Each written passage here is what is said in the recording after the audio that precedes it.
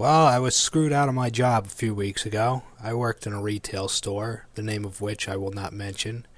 Anyway, it was my time to do my thing. I take my 15-minute break doing.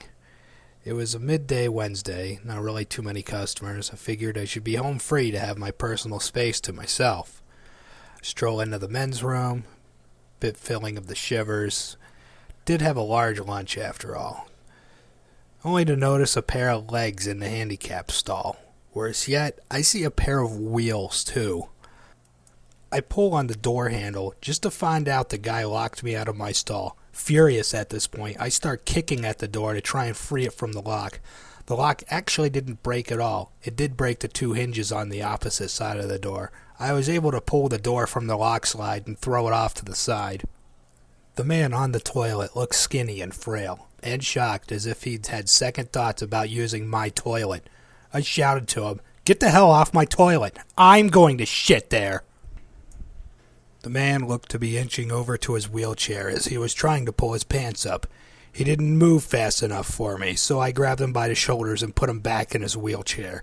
Then I pushed him in the chair over to the exit. Well, then I needed to fix the door, kind of slumping it at an angle to stand against where it once was, and proceeded to do my business.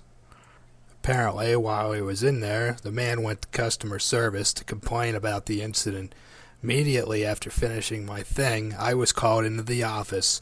My boss told me that there was an incident involving an investigation and that I was finished working for the day. Then 2 days later, I was called on my cell phone. I figured they were about to apologize and beg for me to come back. Instead, I get this political-sounding garbage that they never wanted me in the store again. But, however, I did return days later. I made sure it was a day with a different staff that wouldn't notice me long enough to get to the bathroom. That is when I found out they haven't even fixed my stall. They just let it sit there with yellow tape around it.